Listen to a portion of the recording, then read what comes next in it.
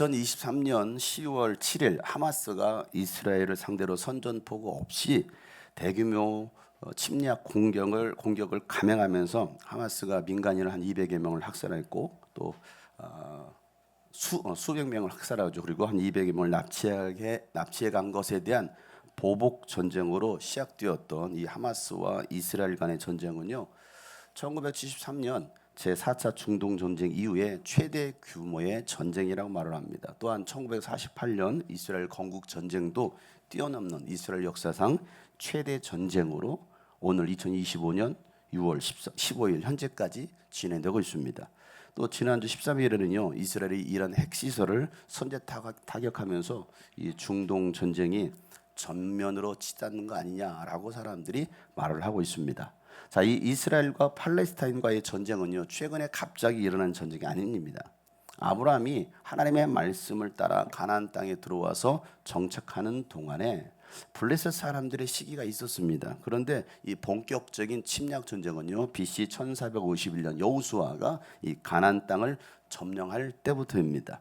하나님은 이 가나안 땅에 들어가면 하나님께서 반드시 제거하라고 한 것이 있었습니다. 그것은 바로 우상을 제거하고 이방 민족을 완전히 다 멸하라는 것이었습니다. 그런데 이스라엘 백성들은요 완전히 멸하지 않습니다. 그리고 일부를 남겨두면서 그 남겨진 그들이 이스라엘 민족의 가시가 되어서 그들을 계속 찌르기 시작합니다. 그 대표적인 족속이 블레셋 족속입니다. 자, 블레셋 지역은요 지금의 가자 지구입니다. 가자 지구. 지금 전쟁이 치열하게 일어나는 그 가자 지역이 바로 블레셋 지역인데 이 블레셋을 영어로 하면 팔레스타인입니다.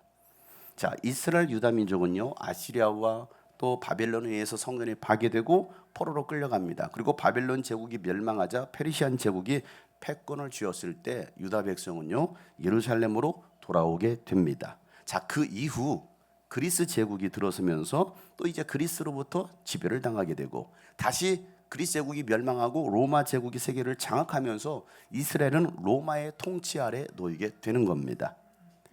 근데 그 로마의 통치가 너무나 이 유대인들에게는 힘겨웠기 때문에 세 번의 반란 전쟁을 일으키게 됩니다. 그러다가 세 번째 AD 135년에 하드리아누스 황제에 의해서 100만 명의 유대인이 학살을 당합니다. 그리고 이스라엘 땅에서는 영원히 추방되면서 이 하드리아누스 황제가 이스라엘이라는 이름 자체가 너무 싫은 거예요. 그래서 이 이스라엘이라는 이름을 역사 속에서 지우기 위하여 시리아 팔레스티나라는 이름으로 그 지명을 바꿔버립니다. 그래서 이 이스라엘이라는 이름이 역사 속에서 사라지게 되는 겁니다. AD 135년에 자, 그렇게 역사 속에서 영원히 사라질 줄 알았던 이스라엘 민족이 나라 없이 방황하다가 1813년 동안 디아스포라 유대인으로 살다가 1948년 5월 14일에 이스라엘 독립을 선언하고 지금 팔레스타인 지구라고 말하고 있는데 그 이스라엘 왕국, 이스라엘의 왕국의 영토로 선포하면서 전 세계에 흩어져 있었던 유대인들이 이스라엘로 들어가는 알리야 운동이 일어나기 시작합니다.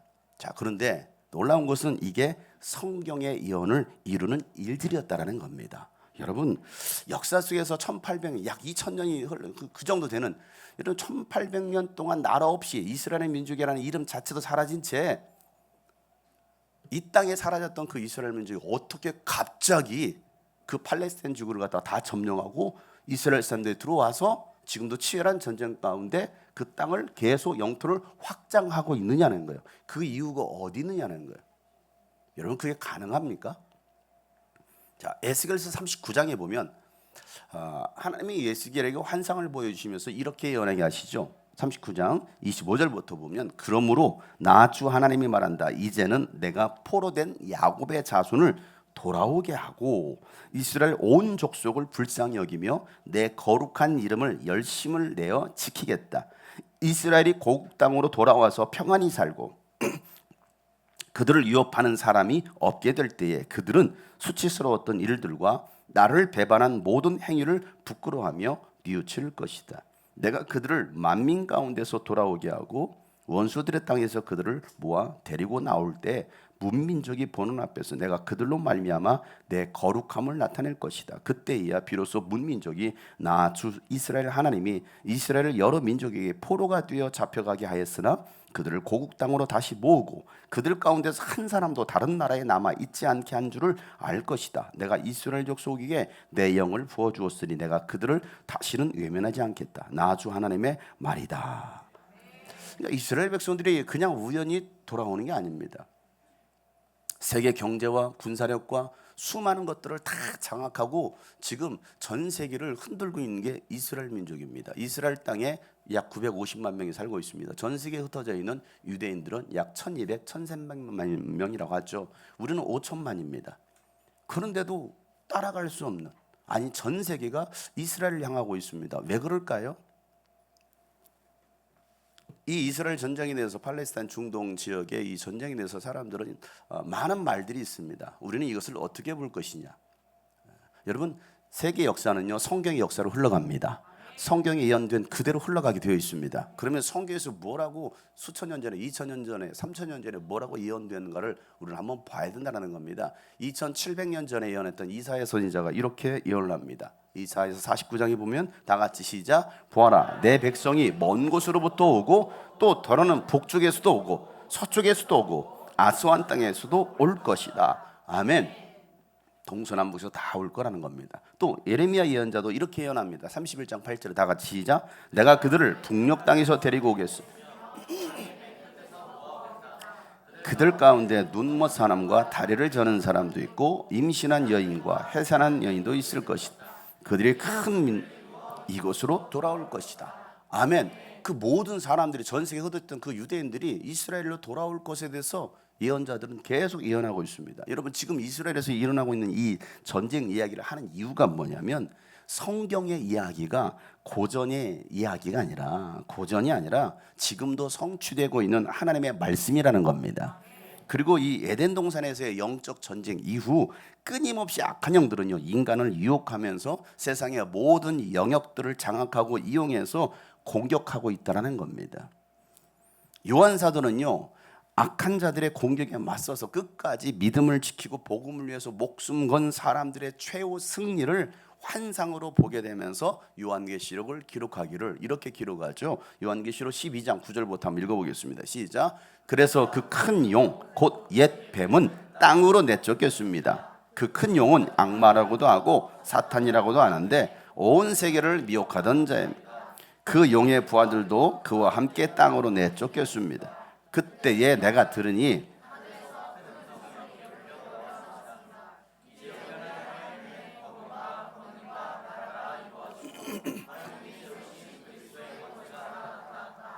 우리의 동료들을 헐뜯는 자, 우리의 하나님 앞에서 밤낮으로 그들을 헐뜯는 자가 내쫓겼다. 우리의 동료들은 여러 어린 양이 흘린 피와 자기들이 증언한 말씀을 힘입어서 그 악마를 이겨냈다. 그들은 죽기까지의 목숨을 아끼지 않아. 그러므로 하늘아 그리고 그 안에 사는 자들아 즐거워하여라. 그러나 땅과 바다는 화가 있다. 자기 때가 얼마 남지 않은 것을 알고 몹시 성이 나서 너희에게 내려갔기 때문이다. 아멘.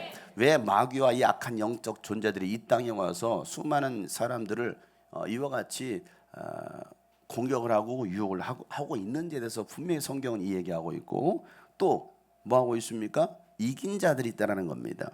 악한 영들은요 자기 때가 얼마 남지 않았다는 것을 알기 때문에 마지막 심판의 때가 얼마 남지 않았다기 때문에 여러분 더욱 악랄하게 용단 폭격을 하듯이 지금 공격하고 있다는 겁니다. 그래서 베드로는요 5장에서 다음 장 우리가 볼 때 5장에 보면 우는 사자처럼 덤비는 이 악한 마귀와 맞서 싸울 수 있도록 정신을 차리고 깨어 있어서 믿음을 굳게 서서 있어야 된다라고 권면합니다. 자, 베드로전서 5장 8절부터 9절인데요. 한번 읽어보겠습니다. 시작. 정신을 차리고 깨어 있으십시오.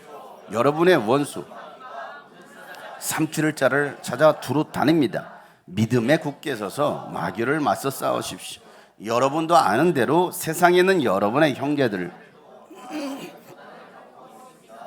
아멘. 우리가 당하는 고난은 죄로 인한 고난이 아닙니다. 왜냐하면 죄에 대해서는요, 예수님께서 이미 육체로 우리의 고난을 대신 당하셨습니다. 오늘 4장 1절에 베드로는 이 이야기를 하는 겁니다. 그리스도께서는 육신으로 고난을 받으셨습니다. 그러니 다 같이 시작. 여러분도 같은 마음으로 무장하십시오. 육신으로 고난을 받은 사람은 이미 죄와 인연을 끊은 것입니다. 아멘. 여러분, 예수님께서 고난 당하심으로, 예수님의 육체로 고난 당하심으로 우리의 모든 죄와 저주와 고통에서 우리는 해방되었습니다. 더 이상 죄가 우리를 괴롭힐 수 없다라는 거예요. 그래서 이사야 선지자는 53장에 보면 예수님께서 이렇게 예언하기를 그는 실로 우리가 받아야 될 고통을 뭐 하셨어요?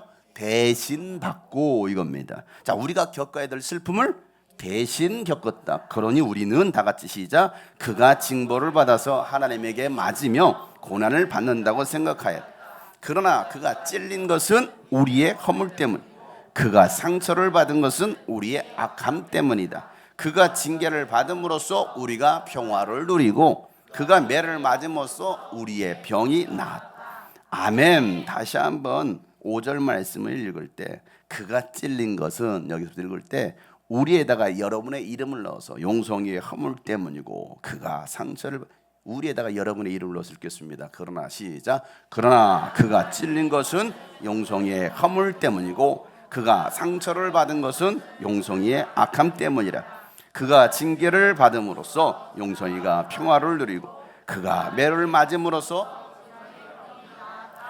아멘. 여러분, 이 말씀이 믿음이 된다면 우리는요 더 이상 죄로 인하여 슬퍼할 이유가 없습니다. 또한 고통당할 이유가 없다라는 겁니다. 이미 우리는 자유한 사람이 되었습니다. 우리의 모든 허물과 죄를 대신해서 예수님께서 찔리시고 상처를 받으셨고 징계를 받으셨습니다.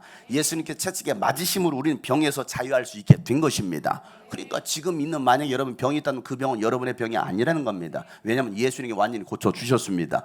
베드로전서 2장 24절 말씀에 베드로는 이렇게 말하죠. 그는 우리의 죄를 자기의 몸소 지시고서 나무에 달리셨습니다. 그것은 시작. 우리가 죄에는 죽고 의에는 살게 하시려는 것이었습니다.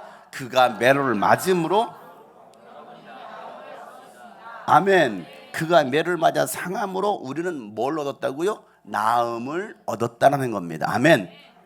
여러분, 병에서 자유하시길 바랍니다. 갈라디아서 3장 13절에 이렇게 말하죠. 다 같이 시작. 그리스도께서 우리를 위하여 저주를 받은 사람이 되심으로써 우리를 율법의 저주에서 속량해 주셨습니다. 기록된 바 나무에 달린 자는 모두 저주를 아멘. 예수님이 우리를 대신해서 저주를 받으셨습니다. 이게 오늘 성경에서 말씀하고 있는 거 아닙니까? 그렇기 때문에 우리는 자유인이 된 겁니다. 여러분, 이 부유하신 예수님께서, 하나님이셨던 그 예수님께서 이 땅에 가난해지신 이유가 어디 있습니까? 그것은 가난한 우리로 하여금 부유함을 주시려고 대신 가난해지셨다라는 거예요. 그러니 더 이상 우리가 가난하게 살 이유가 없는 거예요. 고린도후서 8장 9절 말씀 읽어보겠어요. 시작. 여러분, 우리 주 예수 그리스도의 은혜를 알고 있습니다. 그리스도께서는 부유하나 여러분을 위해서 가난하게 되셨습니다. 그것은 그의 가난으로 여러분을 부유하게, 아멘. 이 말씀이 여러분 가운데 믿음이 되시길 축복합니다. 이 말씀의 응답을 여러분 누리시길 축복합니다. 여러분, 가난해서 자유하시길 바랍니다. 가난은 내 게 아니에요. 여러분 것이에요? 가난은 내 게 아니에요. 나는 부자 될 자격이 있습니다. 아멘. 부자 돼서 자기 잘 먹고 떵떵으로 살라라는 게 아니죠. 더 부자 되게 하신 이유는 무엇입니까? 하나님의 나라를 위해서 살라라는 겁니다. 그러니 여러분, 가난하게 살지 마시고 부유하시길 주 여러분 축복합니다. 이게 믿음 아닙니까? 우리를 위해서 대신 저주의 십자가 지신 예수님 때문에 우리는요 죄와 사망의 법에서 완전히 해방되었습니다. 여러분, 그리스도인들은 죄와 인연을 끊은 사람들이라는 겁니다. 인연을 끊었다. 여러분, 인연을 끊었다는 말이 무슨 말입니까? 더 이상 죄에 가담하지 않겠다라는 거예요. 더 이상 죄에 가담하지, 육신의 정욕대로 살지 않겠다라는 겁니다. 이 죄와 인연을 끊고 살다 보니까 고난을 받는 거예요. 우리가 죄와 계속해서 인연을 갖고 살아보세요. 고난당할 이유가 없습니다. 근데 죄와 인연을 끊어버렸기 때문에 우리가 고난을 당하는 겁니다. 자, 다시 1절 한번 읽어보세요. 다 같이 시작. 그리스도께서는 육신으로 고난을 받으셨습니다.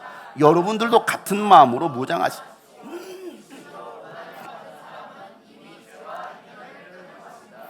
아멘. 이미 죄와 인연을 끊어버렸다라는 겁니다. 여러분, 그리스도인은 죄와 인연을 끊은 사람이기 때문에 우리는 고난을 이겨내기 위해서 같은 마음으로 무장해야 된다라고 오늘 베드로가 이 얘기하고 있는 거예요. 예수님과 같은 마음으로, 또 성도가 같은 마음으로 무장해야 영적 전쟁에서 우리는 승리할 수 있다라는 겁니다. 여러분, 전쟁은 언제까지 하는 거예요? 네? 뭐 할 때까지요? 끝날 때까지 하는, 아니 전쟁이 끝날 때까지 하는 거예요. 아직 안 끝났어. 그러니까 계속 전쟁하고 있는 거 아닙니까? 전쟁은 끝날 때까지 하는 겁니다. 끝까지 견디는 사람이 구원을 받습니다. 그러니 오늘 우리가 무장하기를 하나님의 뜻으로 무장해야 합니다. 그러니 어떤 마음으로 우리가 무장해야 될까? 그래서 베드로는요, 육신의 때를 장차 오게 될 영혼의 때를 위하여 하나님의 뜻으로 무장하라라고 오늘 2절에 권면합니다. 자, 2절 다 같이 큰 소리로 시작. 이제부터는 육신으로 살아갈 남을 때를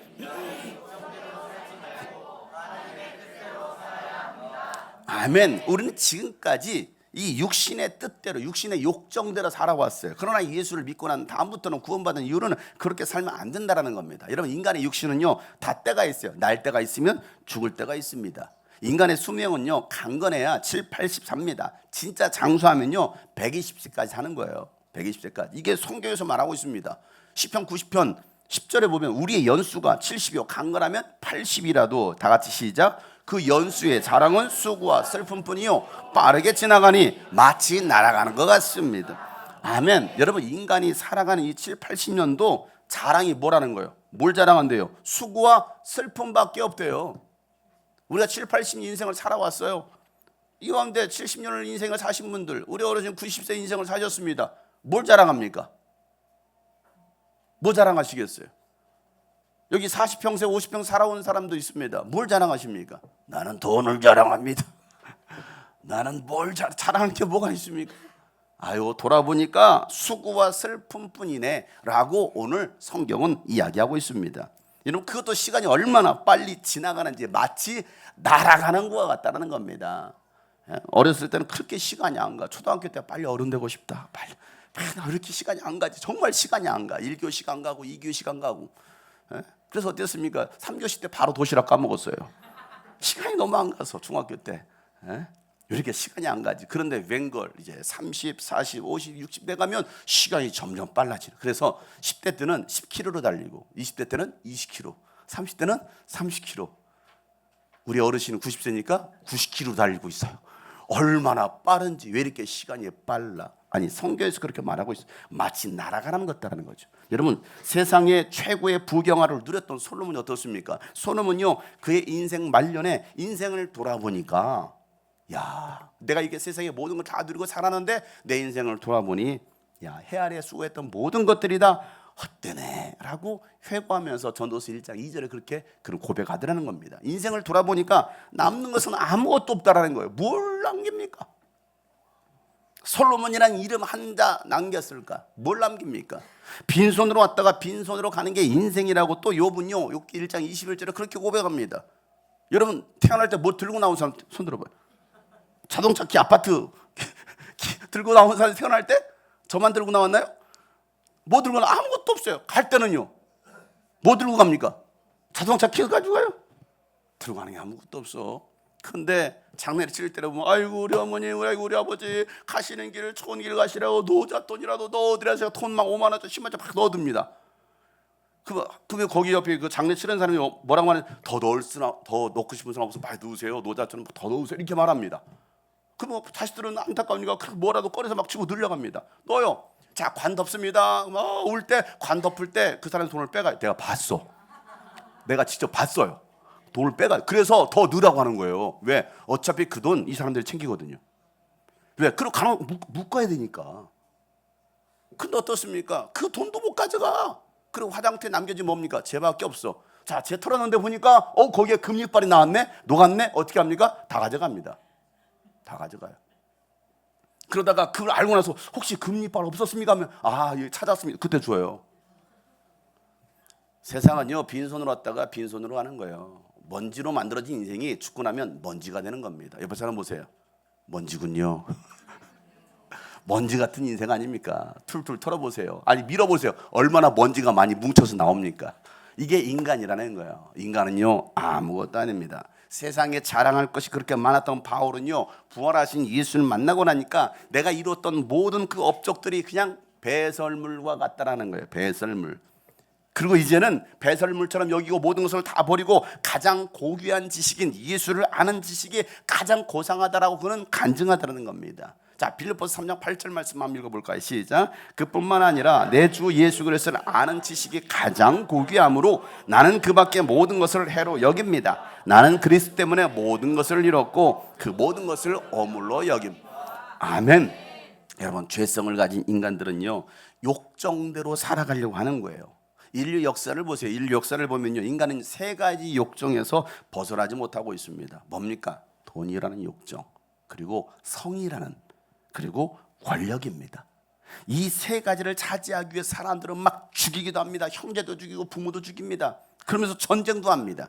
이 인간의 욕정 끝이 없어서 결코 채워지지 않고 결국 죽어야 끝이 나는 거예요. 죽어야. 그런데 여러분, 죽음이 끝이 아니라는 겁니다. 죽고 난 다음에는요 반드시 심판이 있다라고 히브리서 9장 27절에 말씀하고 있어요. 죽고 난 다음에 세계가 있다라는 겁니다. 인간의 육정은 끊임없이 하나님과 멀어지게 만들어요. 내게 주어진 이 육신의 때를 위해서 무엇을 위해 사느냐, 그의 인생의 결론이 되는 겁니다. 내 육신 가지고 나는 뭘 위해 살았지? 지금까지 50평생은 나는 뭘 위해 살았지? 나는 지금 무엇을 위해 살아가고 있지? 그게 결국 그 인생의 결론이라니까요. 우리에게 남은 이 육신의 때를 욕정대로 살도록 내버려 둬서는 안 되는 겁니다. 여러분, 예수님께서 고난을 당하시고 죽으신 이유가 어디 있습니까? 죄와 저주에서의 자유뿐만 아니라 이제 우리의 삶의 목적이, 이유가 달라져야 된다라는 겁니다. 그래서 바울은요 고린도서 5장 15절 말씀에 이렇게 그런 고백합니다. 그런데 그리스도께서 모든 사람을 위하여 죽으신 이유가 어디 있느냐? 이제부터는 시작. 살아있는 사람들이 자기 자신들을 위하여 살아가도록 하려는 것이 아니라 자기들을 위하여서 죽으셨다가 살아나신 그분을 위하여 살아가도록 하려는 것입니다. 아멘. 지금까지 나 자신을 위해 살아왔다 한다면 이제 내 자신을 위한 삶이 아니라 그분을 위한, 나 대신에 죽으신 그 예수 그리스도를 위한 삶을 살아가도록 모든 사람들을 위해서 예수님 죽으셨다라고 말하는 겁니다. 그런데 이 은혜를 알지 못하는 사람은요 여전히 교회는 다니지만 예수 일에는 관심이 없습니다. 교회 일에는 관심 없습니다. 그리고 자기 일에만 관심을 갖고 살아가는 사람들이 교회 안에 많이 있다라는 겁니다. 빌립보서 2장 21절 다 같이 시작. 모두 다 자기 일에만 관심이 있고 그리스도 예수 일에는 관심, 그런 사람들이 교회 안에 있다는 거예요. 그렇다면 이러면 우리의 관심사는 무엇입니까? 돈 벌고 맛있는 거 사 먹고 연애하고 쇼핑하고 게임하고 여행하고 자식 뒷바라지하고 육체의 욕정을 즐기면서 사는 것이 여러분의 살아가는 이유입니까? 아니면 영혼을 위해서 눈물을 흘리고 전도하고 하늘의 보물을 쌓아두고 세계 열방의 교회를 세우고 그리스도 예수의 몸인 이 교회를 위해서 염려하는 것이 여러분의 살아가는 이유 목적입니까? 교회가 무슨 일을 하든지 관심 없어.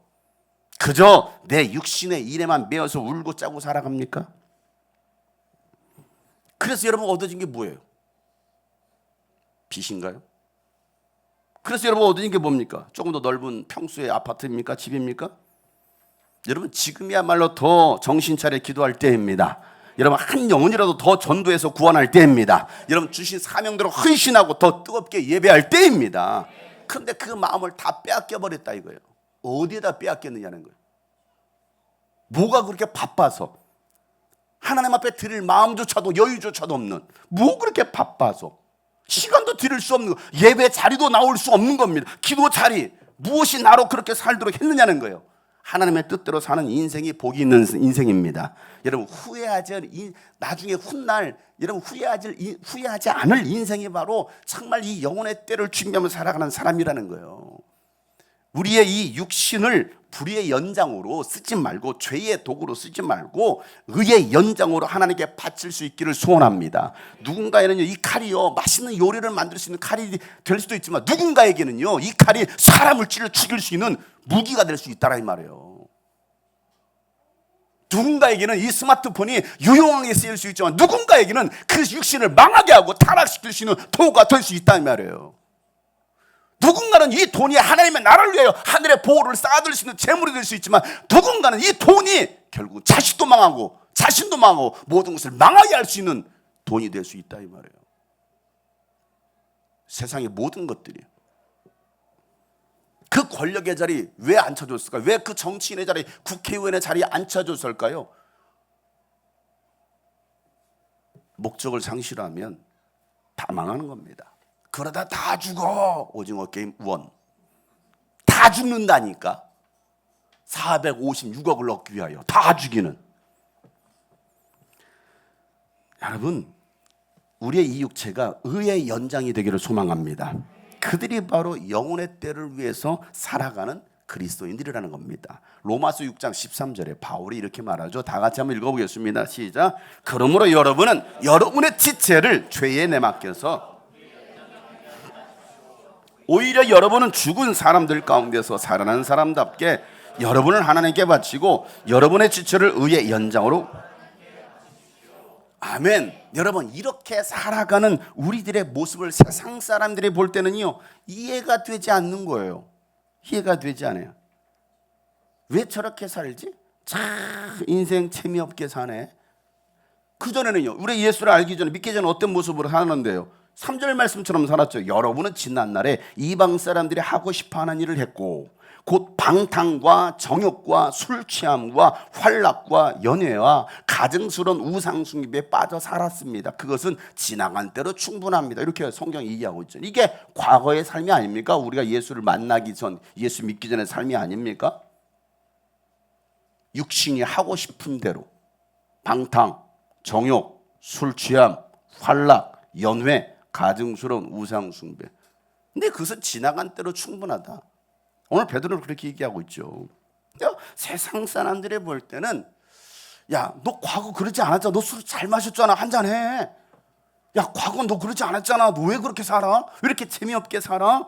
그렇게 보입니다. 클럽도 가고 주점도 가야지. 가자, 같이 가자. 주점도 가고 게임방도 가면서 술 담배도 하고 적당히 세상 즐기면서 살아야지. 야, 그렇게 고리타분하게 매 주일마다 뭐 교회 간다고 교회 가고, 야, 광신자냐 너는? 뭐 수요예배 가고 뭐 금요기도 뭐 특별 여리고 기도회가 시작됐다고? 야, 겟셋만의 기도회, 마하나임 기도회, 주생주사 기도회, 에바다 기도회, 뭔 놈의 교회가 기도회라는 기도회가 그렇게 많아? 그 놈의 교회는 왜 이렇게 바빠? 적당히 좀 해라. 이제 너를 위해서 좀 살아야 되지 않아? 라고 비난하는 사람들, 그들의 말이 참 지혜로운 것 같지 않습니까? 우리 주님이 꿈꾸신 게 뭔 놈의 기도회가 그렇게 많아요? 거기 뭔 놈 왜 들어갈까요? 이놈의 교회는 뭐 이렇게 기도회가 많고 뭐 이렇게 하는 게 많고 뭐 또 유스비전 캠프가 한다고, 도대체 이 교회는 뭐 이렇게 바빠? 어떤 사람이 이렇게 말하면 넌 아직도 그 교회 다니냐? 야, 아직도 유스비전 캠프에 20년 동안? 야, 독하다 독해. 이렇게 말하면 넌 아직도 그 교회 다냐? 참. 넌 아직도 그 여자랑 살고 있냐?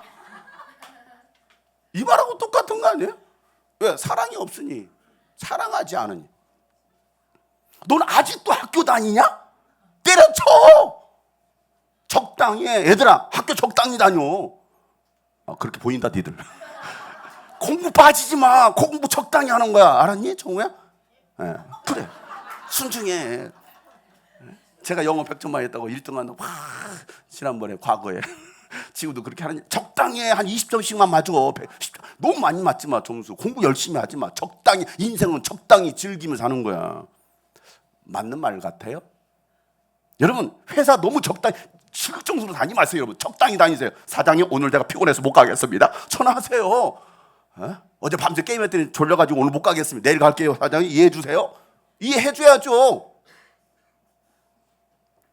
근데 왜 신앙생활만큼은 적당히가 돼야 됩니까? 여러분, 신앙생활은 적당히가 아닙니다. 천국은 침노하는 자의 것입니다.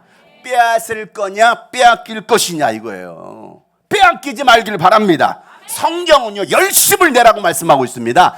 죽기까지 충성하라는 것입니다. 이게 성경의 명령이에요. 요한계시록 3장 19절 말씀에 다 같이 읽겠습니다. 시작. 나는 내가 사랑하는 사람은 누구든지 책망도 하고 징계도 합니다. 그러므로 너는 열심을 내어 노력하고 회개해. 아멘. 하나님이 사랑하시기 때문에 때로는 징계도 하고 책망도 하신다는 데 사랑하니까. 사랑하지 않으면 그냥 어떻게 살든 내버려 둡니다. 그냥 그렇게 살다가 지옥 가든지 말든지. 근데 하나님은 사랑하시기 때문에 오늘도 때는 우리를 향해 책망하시고 징계도 하시고 그렇게 살면 안 돼라고 하시는 것이죠. 열심을 내라는 것입니다. 회개하라는 겁니다. 여러분, 노력하여서 구원받는 것이 아니라 하나님의 은혜와 믿음으로 구원받지만 행함이 없는 믿음은 죽은 믿음인 것입니다. 그 노력이 있다라는 거예요. 우리의 노력으로 천국 가는 게 아닙니다. 세상 사람들이 이해할 수 없는 사람이 누굽니까? 바로 믿음의 사람들, 세상이 감당할 수 없는 사람들이라고 성경은 이야기하고 있습니다. 오늘 4절 말씀에 다 같이 읽겠습니다. 시작. 그들은 여러분이 자기들과 함께 그런 지나친 방중에 빠지지 않는 것을 이상히 여기면서 여러분을, 그렇죠, 참 이상하네. 왜 그렇게 살아? 왜 이렇게 재미없게 살아? 세상을 적당히 즐기면서 살아야지. 너 그러지 않았잖아. 과거에 그러지 않았잖아. 밤새 새벽 4시까지 문 닫을 때까지 술 마셨잖아. 맞아요. 그런데 이제는 그게 재미가 없네. 세상 사람들로부터 비방을 받을 때 여러분 기뻐하시길 바랍니다. 왜? 그게 잘하고 있는 것입니다. 여러분, 나의 잘못으로 인한 비방이 아니라 하나님의 말씀대로 순종하고 믿음을 지키기 위해서 받는 그 비방과 박해는요, 하늘의 상이 있다라고 예수님께서 말씀하여 주셨습니다. 마태복음 5장 11절부터 12절 말씀에 산상수 말씀은 이렇게 말씀하시죠. 너희가 나 때문에 모욕을 당하고 박해를 받고 터무니없는 말로 온갖 비난을 받으면 뭐가 있어요? 복이 있다라는 거예요. 다 같이 시작. 너희는 기뻐하고 즐거워하여라. 하늘에서 받을 너희의 상이 크기 때문이다. 너희보다 먼저 온 예언자들도 이와 같이 아멘. 여러분, 진짜 신앙생활을 하는 것은요 절대 쉽지 않습니다. 여러분들 제대로 신앙생활 하려고 하면요 쉽지 않은 겁니다. 그리고 그 길로 가는 사람은요 또한 많지 않아요. 신앙생활은 좁은 길, 좁은 문으로 들어가는 것입니다. 사망의 길은요 화려합니다. 꽃길입니다. 보석이 깔려있는 것 같아요. 넓고 화려합니다. 그런데 그 길을 찾는 사람들은 많지만 예수님께서 가신 그 십자가의 길을 가는 사람은 적을 뿐만 아니라 그 길을 찾는 사람도 적다라고 예수님께서 말씀하셨어요. 어느 날 밤 제가 꿈을 꾸고 깜짝 놀라서 일어났습니다. 깨어나자마자 제가 챗 GTP에다가 그림을 그려달라고 명령을 했더니 이런 그림이 나왔습니다. 여러분은 지금 어느 길로 갑니까? 사망의 길이냐 예수의 길이냐? 좁은 길이냐 넓은 길이냐? 좁은 문이냐 넓은 문이냐? 가룟 유다가 걸어간 그 길을 걸어갈 것이냐 아니면 예수님이 십자가 지신 그 길을 걸어갈 것인가? 로마서 13장 11절부터 14절 말씀에 여러분은 지금이 어느 때인지 압니다. 잠에서 깨어날 때가 벌써 되었습니다. 지금은 우리의 구원이 우리가 처음 믿을 때보다 더 가까워졌습니다. 밤이 깊고 낮이 가까웠습니다. 그러므로 우리는 어둠의 행실을 벗어버리고 빛의 갑옷을 입읍시다. 낮에 행동하듯이 단정하게 행합시다. 호사한 연회와 술취함, 그 음행과 방탕, 싸움과 시기에 빠지지 맙시다. 주 예수 그리스도로 뭐하고요? 옷을 입으십시오. 정욕을 채우려고 육신의 일을 꾀하지 마십시오. 오늘 이게 우리에게 하시는 주님의 음성 아닙니까? 지금은 마지막 때입니다. 여러분, 세상 사람들의 살아가는 방식대로 살아가는 것이 아니라 정반대로 살아가는 사람들, 정욕을 채우려고 이 육신의 때를 살아가는 사람들이 아니라 예수 그리스도로 옷을 입고 살아가는 사람들, 그들이 바로 빛의 갑옷으로 무장한 그리스도의 군사들이라는 겁니다. 세상과 맞짱 뜬 사람, 세상에 쫄지 않냐고 맞짱 뜬 사람, 왕 대신 주님을 따르는, 줄여서 왕따, 거룩한 왕따가 여러분 되시길 축복합니다. 로마서 12장 2절 말씀에 왕따들에게 주시는 말씀이요. 다 같이 내가 왕따라고 생각하시는 분 큰 소리 읽어보겠습니다. 시작.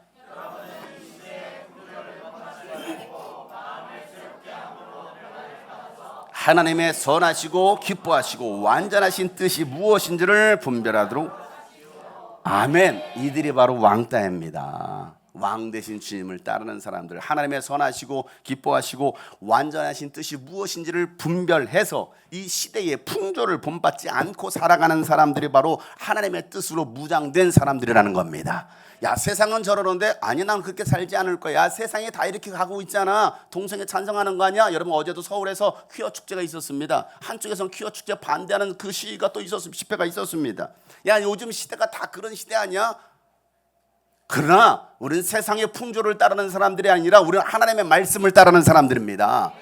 이 땅이 망하지 않도록 말이에요. 이 민족이 한 민족이 망하지 않도록. 그렇게 무장된 사람들이 다음 네 가지를 하면서 마지막 때를 살아가야 된다라고 오늘 베드로는 말합니다. 네 가지 뭐예요? 기도합시다, 사랑합시다, 대접합시다, 봉사합시다 이거예요. 자, 베드로전서 4장 7절 말씀이에요. 큰 소리를 읽어보겠습니다. 시작. 만물의 마지막이 가까이 왔습니다. 그러므로 정신을 차리고 삼가 조심하여 기도하십시오. 아멘. 여러분 지금은 정신을 차리고 삼가 조심하고 기도할 때입니다. 삼가 조심해라. 삼가 조심해라. 이 말은요, 자신을 잘 살펴보라는 거예요. 삼가 조심해. 이 말은 자신을 잘 살펴봐라. 절대 적에게 틈을 주면 안 된다는 겁니다. 기도할 때 우리는 자신을 보게 됩니다. 내 모습이 어떠한지를 기도할 때 봐요. 기도하지 않으면요, 자신이 어떠한 상태인지를 전혀 보지 못합니다.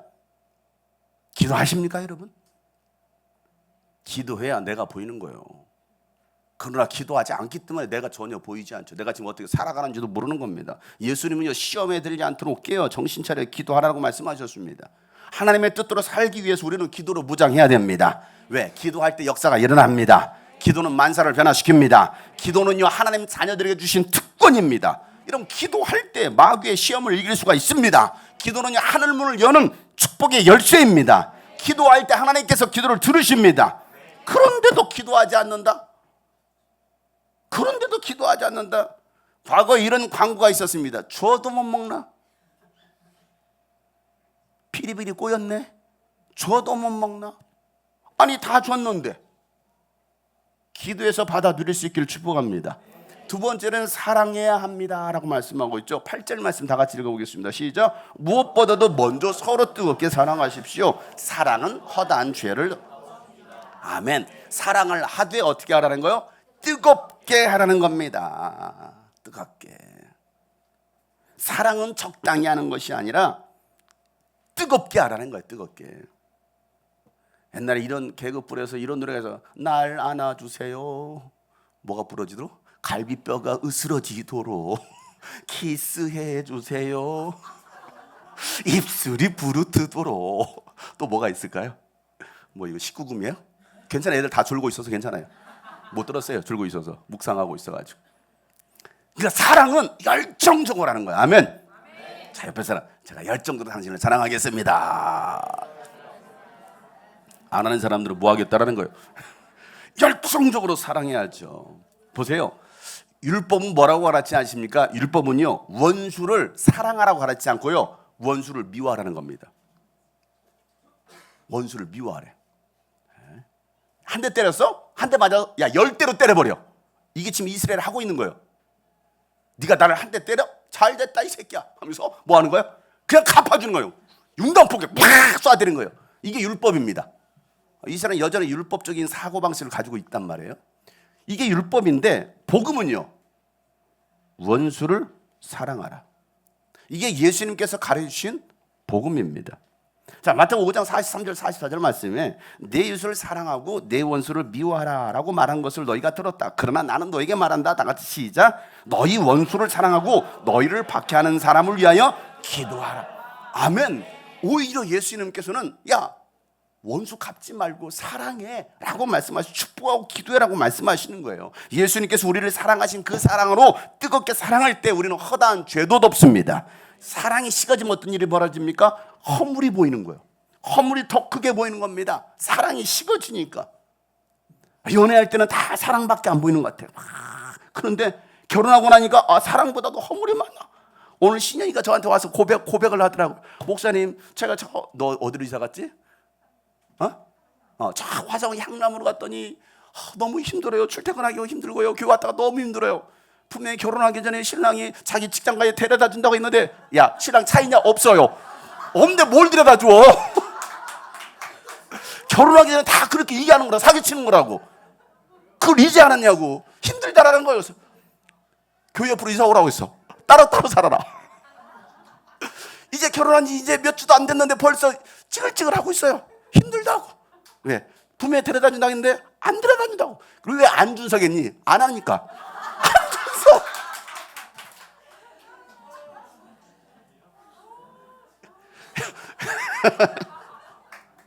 진리예요, 진리. 사랑이 식으면 허물이 보인다니까. 사랑이 뜨거우면 그 허물도 뭐 할까요? 덮어주는 거예요. 옆에 사람 보세요. 허물이 보입니까? 더 사랑스럽게 보입니까? 그렇죠.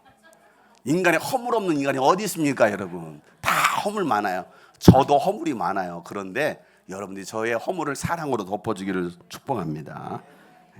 하나님은 사랑이십니다.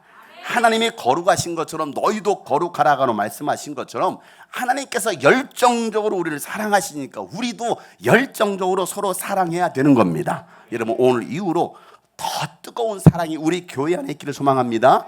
여러분의 가정 안에 있기를 소망합니다. 현이야, 준서를 사랑해라. 세 번째, 대접해야 합니다. 9절 말씀. 자, 신현이만 읽겠어요. 시작. 불평 없이 서로 따뜻하게 대접하십시오. 대접을 하더라도 어떻게 하라고요? 불평하지 말고 대접하지, 소접하지 마시고 대접하세요. 불평 없이 따뜻하게 대접하라는 겁니다. 불평하면서 대접받는 사람은요, 얼마나 불편하겠습니까? 생각해 보세요. 대접하기는 물 떠오라고? 에이, 물 먹어. 그 먹는 사람이 좋다 먹으면서도 이게 불편한 거예요. 불평하지 마세요. 불평하지 마세요. 따뜻한 마음으로 대접하면요, 상을 잃지 않습니다.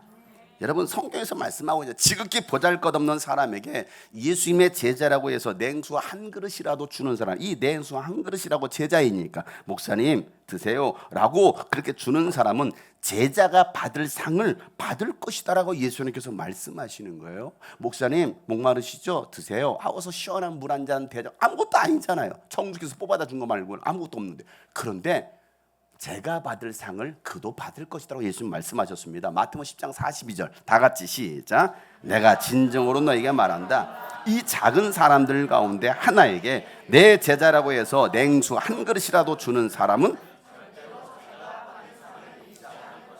아멘. 그러면 우리가 얼마나 대접하기를 좋아해야 될까요? 보세요. 그러니까 여러분들이 때로는 제가 목회자를 막 섬기세요 이렇게 말은 하지 않지만 여러분들이 목회자를 섬기는 그 상이 절대 잃지 않는다라는 겁니다. 그러니 우리가 이 상 받기를 바라는 사람은요, 대접하기를 힘쓰는 거예요. 어떻게 대접하려고. 로마서 12장 13절 말씀에도 바울은 말합니다. 성도들이 쓸 것을 공급해 주라는 거예요. 성도들이 쓸 것. 그리고 손님 대접하기를 힘쓰십시오라고 말합니다. 자, 히브리서 13장 2절 다 같이 시작. 나그네를 대접하기를 소홀히 하지 마십시오. 어떤 이들은 나그네를 대접하다가 자기들도 모르는 사이에 천사들을 아멘. 여러분, 아브라함은요, 모르고 천사를 대접했다가 하나님의 응답을 받고 조카 롯도 살리는 사건이 창세기 18장에 등장합니다. 사르밧 과부는요, 가뭄 때에 엘리야를 대접했다가 3년 동안 기름과 밀가루가 떨어지지 않는 복을 받았다라고 열왕기상 17장에 기록하고 있습니다. 다윗은요, 광야길을 걷다가 배고파 지친 이 부하들에게 먹거리를 좀 달라고 나발에게 요청합니다. 나발에게. 그렇더니 나발이 한다는 소리야. 야, 내가 다윗이 누군 줄 알고 내가 주어? 그건 어떤 놈인데? 하면서 불평하면서 나발대다가 결국에는요, 죽게 되었고요. 그의 아내 아비가일은요, 다윗을 잘 대접하다가 나발이 죽자 다윗의 아내가 됩니다. 그러니까 나발처럼 나발 될 거냐, 아니면 잘 대접할 거냐. 그래서 제가 오늘 나발을 준비해 왔어요. 우리나라 전통 악기는 나발입니다. 나팔이 아니라 나발이에요. 나발. 제 방에는 국악악기가 쌓이고 있습니다. 얼마나 제가 연습을 했겠습니까? 소리가 나올지 모르겠지만.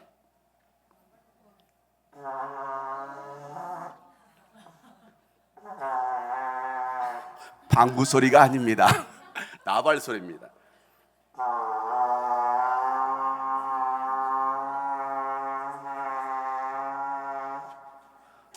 다음 줄부터 이제 뿔나팔 불지 말고 이걸로 나발로 나발내지 맙시다. 옆에 사람 보면서 시작.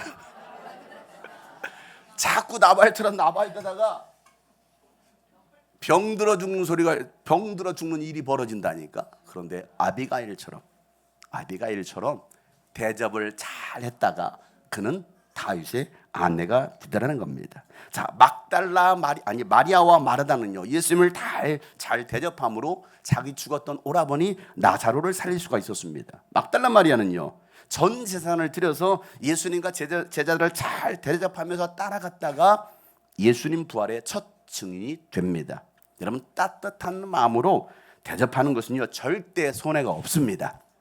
그래, 우리가 대접하기를 힘써야 된다는 거예요. 바울은요, 또한 말씀을 배우는 사람은 가르치는 사람과 모든 좋은 것을 함께 나누어야 된다라고 말하고 있습니다. 그냥 너만 먹지 말고 좋은 것을 다 함께 나누어라고. 왜? 줄 때 내 인생에 흘러넘치는 기적이 일어납니다.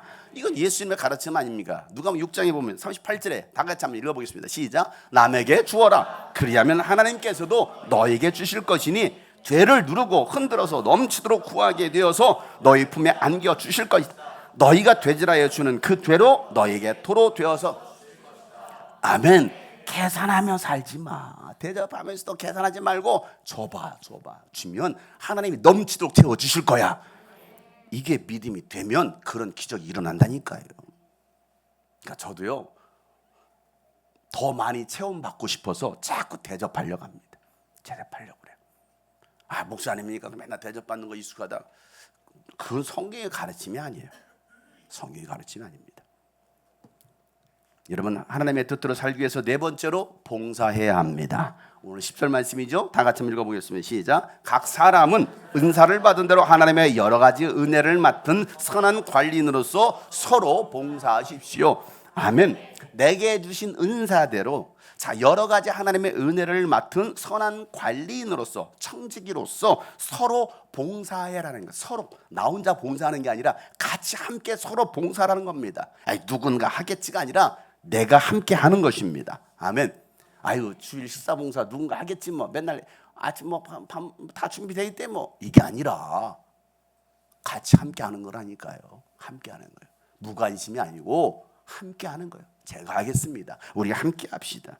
성령께서 주신 은사대로 공동체 유익을 위해서 함께 봉사해야 된다는 겁니다. 섬김 받는데 익숙한 자들이 아니라 먼저 섬기는 자들이 바로 제자들입니다. 그래서 예수님께 너희도 이와 같이 하라라고 예수님께서는 제자들의 발을 닦아주시면서 말씀하셨어요. 예수님께서 예수님처럼 내가 먼저 봉사하는 거예요. 예수님 말씀하셨던 것처럼. 아유, 나는 할 수 있는 게 없어요.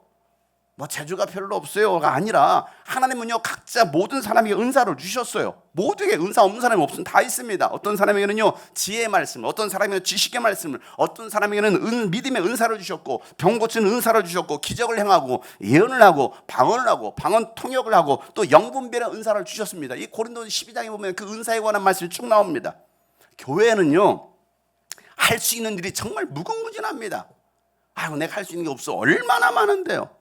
내가 잘할 수 있는 일을 찾아서 즐겁게 하면 됩니다. 그러면 반드시 거기는 열매가 있습니다. 그럴 때 교회가 건강하게 세워지는 겁니다. 모든 성도가 사역하는 교회, 종교개혁, 마틴 루터가 종교개혁을 일으켰을 때 그 핵심 주제가 뭔지 아십니까? 바로 만인제사장입니다. 만인, 모든 성도가 제사장이라는 그 일을 이 교리가 한국교회에 세워져 있지 않습니다. 만인제사장으로 종교개혁을 일으켰지만 한국 교회뿐만 아니라 대부분의 교회가 이 만인 제사장은요, 이루지 않고 있습니다. 그럼 교회에서 누가 일합니까? 목사들이 합니다. 사역자들이 합니다. 중직자라고 말하는, 아니 교회 열심당원들, 그렇게 10% 20%가 교회 일을 하고 있습니다. 나머지는요, 예배 봐주는 겁니다. 헌금해 주는 겁니다. 그런 신앙이 바로 세워지지 못하는 겁니다. 건강하지 못한 교회들이 너무 많다는 겁니다. 무엇을 하더라도 답게 하는 사람들이 바로 하나님의 뜻대로 살아가는 사람들입니다. 그럴 때 하나님께서 영광을 받으신다라는 게 오늘 11절 말씀이에요. 마지막으로 11절 읽어보겠습니다. 시작. 말을 하는 사람은 하나님의 말씀을 전파하는 사람답게,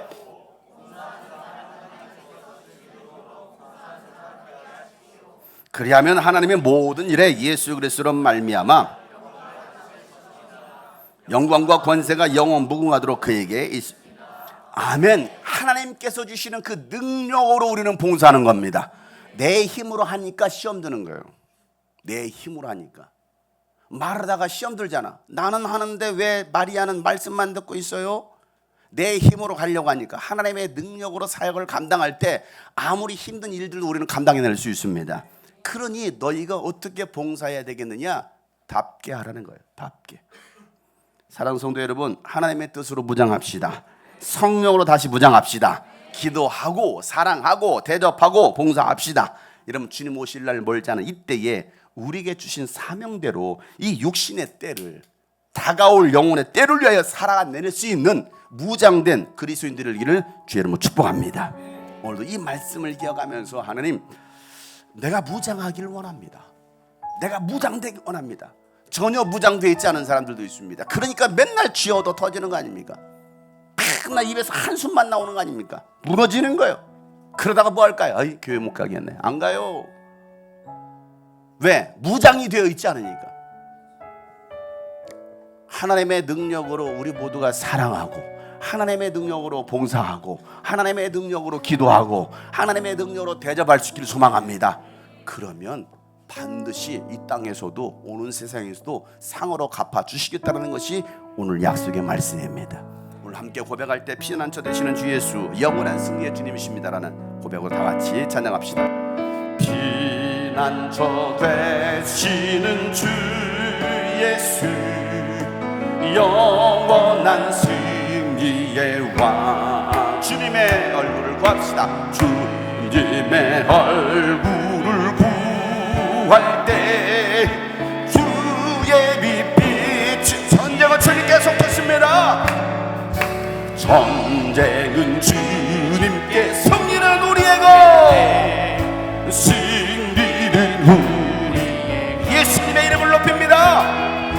예수의 이름을 높이며 영원히 찬양. 주님의 임재에, 주님의 임재에 온 땅 들리고 우리 하늘 문이 열립니다. 하늘 문 여시네. 온 민족과 열방 주께 경배해. 영원히 보좌에 계신 왕. 피난처 되시는 주 예수, 피난처 되 힘있게 찬양하세요. 영원한 승리와 영원한 승. 예수님께서 우리를 대신하여 고난 나가셨습니다. 주님의 얼굴을 구할 때 주의 빛 비추시. 전쟁은 주님께 속했어요. 전쟁은 주님께 속했네. 승리는 우리의 것. 예수의 이름으로 영원히 찬양합니다. 영원히. 두 손 높이고 주님의 임재, 주님의 임재에 온 땅 들리고 우리 하늘 문을 여시고 축복하시는 하나님. 온 민족 열방이, 온 민족과 열방 주께 경배해. 영원히 주님의 임재를 사모하며, 주님의 임재, 주님의 임재에 온 땅 들리고 우리 기도에 하늘 문 여시에 온 민. 정신을 차려 깨어 기도하라, 사랑하라, 대접하라, 봉사하라. 주님의 말씀을 기억하며 하나님의 뜻대로 살고 무장하는 내가 되길 소망을 다같이 기도합니다. 하나님 아버지요, 성령으로 무장하게 하여 주시옵소서. 사랑하고 주의 기도에 하늘 문 여시네. 온 민족과 열방 주께 경배해.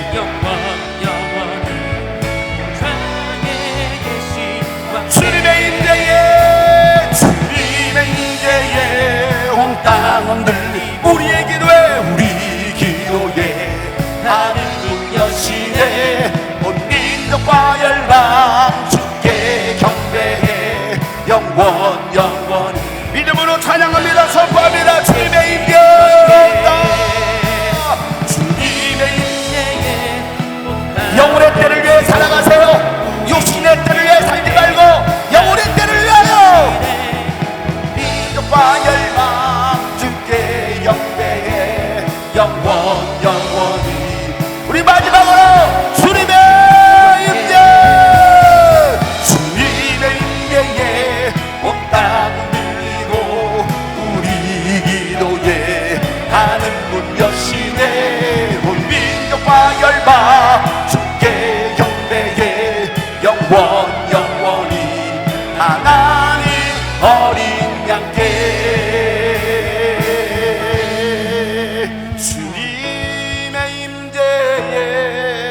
온 땅은 열리고 우리 기도 하늘문이 열려 여러분의 성령을 부어주십니다. 온 민족과 열방 주께 경배해 영원히 보좌에 계신 주께 영원히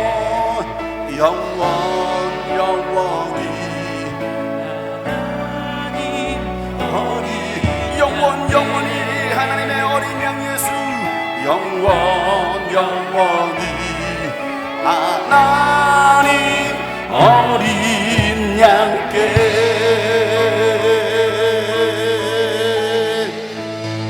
영원한 승리를 주신 그 주님을 찬양합니다. 하나님의 뜻대로 무장하는 우리 성도들 되게 하여 주시옵소서. 어떤 상황 속에서 두려워하지 않는 우리 하나님의 강한 군사들로 다시 일어서게 하여 주시옵소서. 그래서 하나님 정말 하나님의 능력으로 사랑하게 도와주시고 하나님의 능력을 힘입어 기도하게 해주시고 서로 봉사하고 대접하는 우리 모든 하나님의 사람들로 축복하여 주시옵소서. 이제는 우리 구주 예수 그리스도의 은혜와 하나님 아버지 놀랍고도 지극한 사랑과 성령님의 감화와 감동 충만하심이 오늘 말씀처럼 다시 무장하기를 소망하는 모든 하나님의 사람들 머리 위에 이제부터 영원토록 함께 하시기를 간절히 축복하며 기도하옵나이다. 아멘.